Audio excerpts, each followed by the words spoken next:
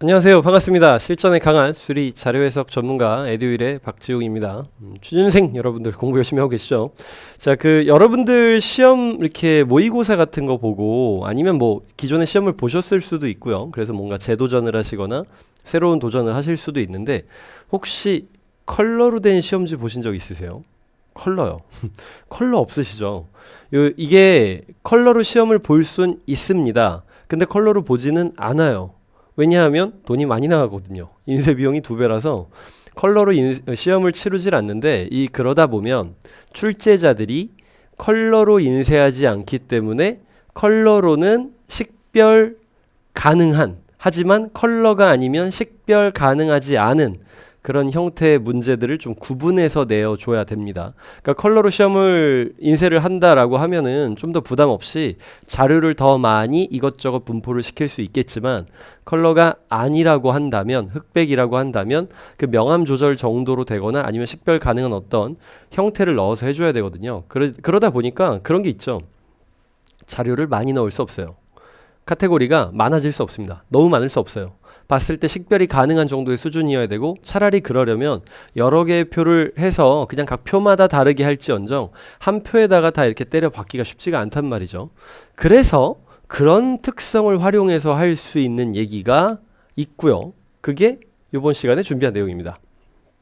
우선 지금 보시면 자료의 종류가 몇 종류냐면요. 네, 여기 지금 대리점 A, 대리점 B, 대리점 C, 대리점 D라고 해가지고 사실은 파란색, 주황색, 여기 뭐 회색, 노란색 정도 안에 숫자까지 다 써서 있어요. 이렇게 되어 있는데 질문이 뭔고 하니 저 대리점들과는 상관없이 그냥 여기 전체 있는 숫자들의 합중 요 3, 4분기가 전체의 30% 이상이냐라는 질문입니다. 자, 지금 이 문제의 질문은 그거예요. 그러니까 그냥 단순히 생각해 본다면 여기 써 있는 숫자들을 모두 더해 주고요. 여기 상세하게 써 있거든요. 잘 안 보이실 것 같은데 뭐 9, 5, 7, 11, 11, 6, 8, 13, 18, 12, 14, 30, 20, 10, 16, 32 이게 다 숫자가 써 있어요. 그래서 다 더한 것 중에서 3, 4분기의 숫자만을 합한 거를 분자에 올렸을 때 30% 이상입니까? 라고요. 얼핏 생각할 때 정말 그걸 다 하면 될 것 같지만 이제 그 얘기를 하자는 게 아니에요. 제가 제일 처음에 서두에 꺼낸 말이 있죠. 자료를 그렇게 많이 주지 않습니다. 현실적인 문제 때문에요. 그러다 보니까 5개나 진짜 많아야 6개 볼까 말까? 4개나 5개라는 거죠, 보통. 근데 그런 데서 3분의 1이 나오면 만약에 데이터가 2개 나왔다면 3분의 1 나오겠냐고요. 물어볼 의미도 없는데.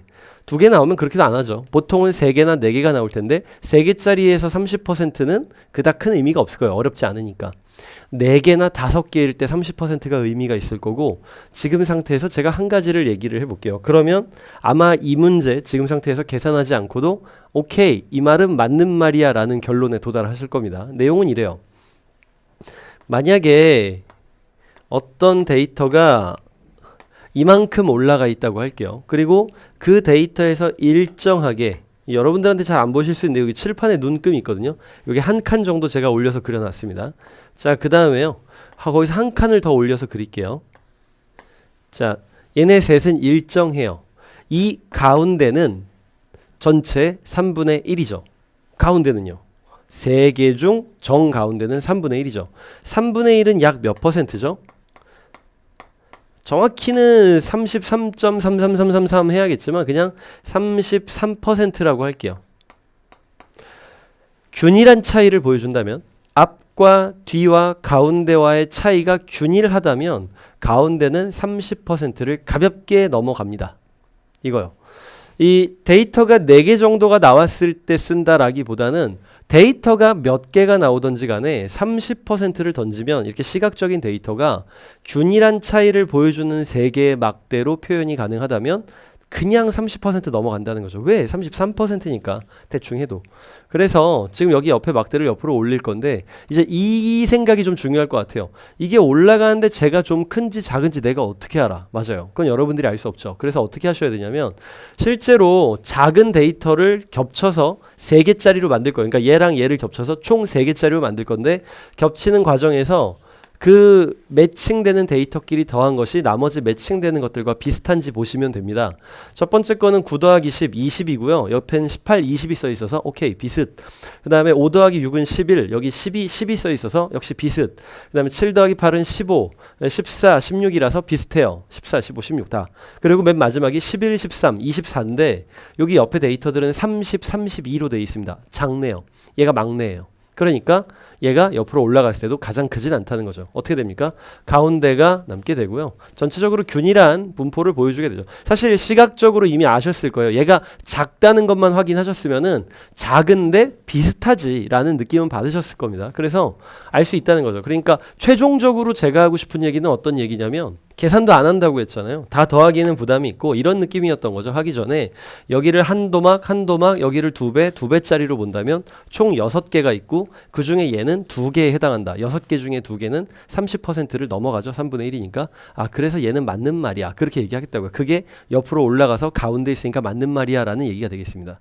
그래서 최종적으로는 30%뿐만 아니라 40%든 50%든 각각 그 비율이 의미하는 바가 대략적으로 전체 데이터에서 얼마만큼이야 라는 그 수치가 정해져 있잖아요.